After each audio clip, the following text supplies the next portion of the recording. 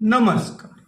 आपण पाहताय आणि ऐकताय आपले अन्न हे यूट्यूब चॅनल. गणेश तुकाराम शिंदे आपणा सर्वांचं आपले अन्न या यूट्यूब चॅनलवर स्वागत करत आहे. तसं उत्तुंग यश मिळवणाऱ्यांचं सर्व स्तरातून स्वागत, त्यांच्यावर अभिनंदनाचा वर्षाव होत असतो. अगदी मग एका पॅनलमधून 5-6 जण किंवा ग्रामपंचायतच्या ह्याच्यात 2-3 निवडणूक लढवत असतात.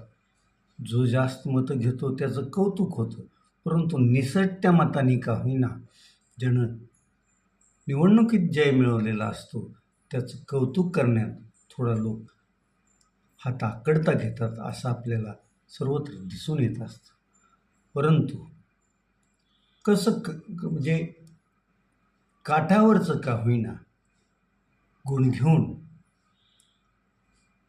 10वीची कठीण अशी परीक्षा उत्तीर्ण होणारा शिराढोण जिल्हा परिषद प्राथमिक शाळेचा विद्यार्थी मोहित बाळासाहेब नाईकवाडे याच्या त्याला जे 10वीच्या ह्याच्यात सर्व विषयात जे एकूण सरासरी 35% त्याला गुण मिळाले आणि मग सर्वाधिक गुण मिळवणारे विद्यार्थी पण होते. परंतु हाही वेगळा हिरा आपल्या शाळेतला आहे हे ओळखून शिराढोण येथील पत्रकार बांधव रणजित गवळी, अमोल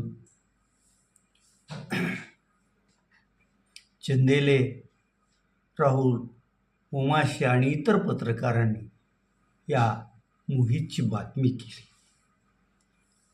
मोहितची 35% गुण मिळवल्याबद्दल अभिनंदनाची बातमी उमरगा लोहाराच्या जो लातूर ते उमरगा महामार्ग आहे त्यावर असलेल्या कवठा येथील ज्येष्ठ सामाजिक नेते, राजकीय नेते राहिलेल्या विनायकराव पाटील यांच्या वाचण्यात आली आणि मग त्यांना ती बातमी वाचल्यानंतर शिराढोण तालुका कळंब आणि लागलीच शिराढोण येथील माजी जिल्हा परिषद सदस्य ज्येष्ठ नेते शहाजीराव पाटील यांची आठवण झाली.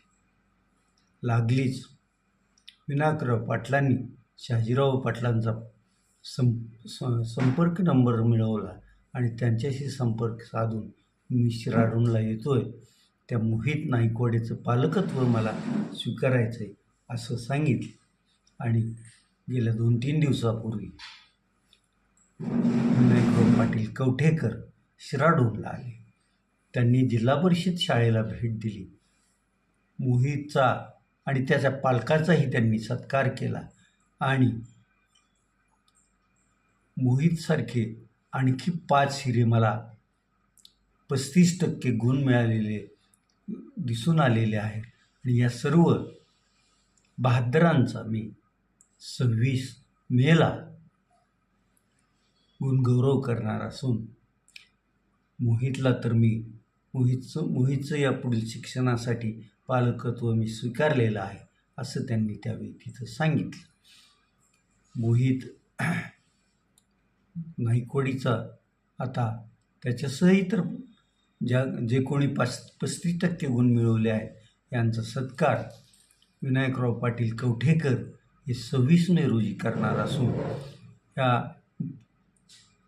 वेगळ्या रत्नांचा सत्कार परवाच राजा शिवाजी चित्रपटाद्वारे परत आपल्या अभिनयाची झलक दाखवणारा आपल्या सर्वांच्या लाडक्या माजी मुख्यमंत्री कैलासवासी विलासराव देशमुख यांचा चिरंजीव रितेश देशमुख यांच्या हस्ते होणार आहे. आणि मोहितला त्या सत्कार समारंभाला घेऊन जाण्याची, त्याचं तिथं गुणगौरव होणार आहे तिथपर्यंत पोचवण्याची जबाबदारी शहाजीराव पाटील यांचे चिरंजीव वरुण शहाजीराव पाटील यांनी स्वीकारली असून 26 मे रोजी ते मोहित, त्याचे पालक आणि शाळेतील कुणी शिक्षकांना घेऊन जिथं सत्कार समारंभ होणार आहे तिथं मोहितला नेणार आहे. मोहितसारखी अशी अप्रकाशित रत्न असंख्य असू शकतात, परंतु अशा अप्रकाशित रत्नावर प्रकाश टाकण्याचं काम जे शिराढोणच्या पत्रकार बांधवांनी केलं त्याबद्दल मी त्या सर्वांना धन्यवाद देतो. आणि असंच शिखरावर जाणाऱ्याचं तर आपण कौतुक करूच, परंतु शिखराच्या पायाशी राहून आपलं वेगळेपण दाखवणाऱ्या मोहितसारख्या ग्राहक विद्यार्थ्यांचं पण कौतुक करत राहा, त्यांना प्रकाशात आणून चला, एवढंच माझं तुम्हाला सांगतो.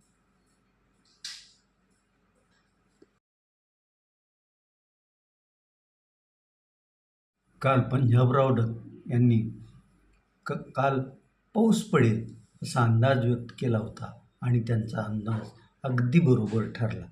दिवसभर पाऊस आला नाही, चक्क रात्री 10-11पर्यंत पाऊस नव्हता, पण 11 नंतर पाऊस बरसला. त्या पावसामुळं साहजिकच उकाडा थोडा कमी जाणवला आणि अनेकांना मस्तपैकी झोप लागली असेल एवढं मात्र खरं. पंजाबराव डग यांच्याकडं अत्याधुनिक साधनं नाहीत, परंतु ते त्यांच्या बुद्धिचातुर्यानं त्या परिसरातील जे हवामानाचे अंदाज शासनातर्फे येतात त्याचा अभ्यास करतात आणि त्यावरून आपले आडाखे अंदाज बांधतात आणि तुमच्यापर्यंत पाऊस पडणार की नाही, कसा पाऊस पडेल याचा अंदाज ते वर्तवत असतात. आणि त्यांचे मी काल म्हणल्याप्रमाणे जवळपास 80% अंदाज खरे ठरतात आणि कालही अंदाज तसा खराच ठरला असं म्हणावं लागेल. हे मात्र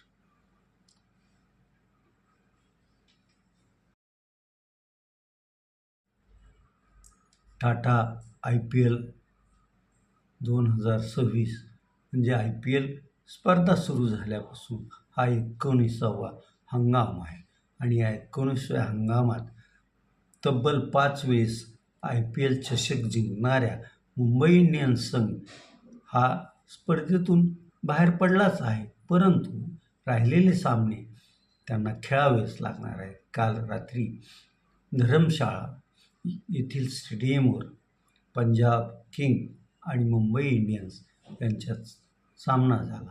मी काल म्हणल्याप्रमाणे पंजाब टीमची जी सलामीची फलंदाजी जोडी आहे ती चांगली धावा करणारी जोडी आहे. कालही आर्या आणि प्रभुसिमरन सिंग यांनी पहिल्या गड्यासाठी 50पेक्षा जास्त धावांची भागीदारी केली होती.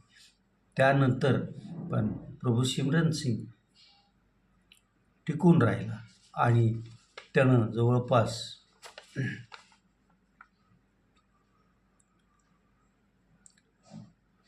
57 रन केल्या आणि आपल्या संघाला 8 बाद 200 अशी धावसंख्या उभारून देण्यात त्यानं मोठा हातभार लावला. आता 200 धावाचं आव्हान घेऊन काल मुंबई इंडियन्सची कप्तानपदाची धुरा बुमरा सांभाळत होता आणि बुमरा आहे मग पंजाब विरोधात असे काही गोलंदाज वापरले की त्याचा अंदाज पंजाबलाही नव्हता आणि त्यानं ज्यांना ज्यांना गोलंदाजी दिली त्यांनी त्या आपल्या कप्तानाचा आपल्यावर जो विश्वास त्यांनी टाकला आहे तो त्यांनी सार्थ ठरवला होता. त्यामुळंच धडाकेबाज फलंदाज असूनही पंजाबला 200 धावापर्यंत टप्पा गाठता आला होता. मग मुंबई इंडियन्सकडून रोहित शर्मा नामवंत त्यांच्याकडे पण फलंदाज होते, परंतु रोहित शर्माला एवढी चांगली फलंदाजी त्यानं केली नाही. मात्र तिलक वर्मा यानं जी 70 धावाच्या वर खेळी केली त्यामुळं मुंबई इंडियन्सना 20 षटकं पूर्ण होण्याअगोदरच 4 बाद 205 अशी धावसंख्या करत हा सामना 6 खेळाडू राखून जिंकला, परंतु मुंबईनं हा सामना जिंकूनही त्यांना त्याचा काही फायदा होणार नाही. मात्र सलग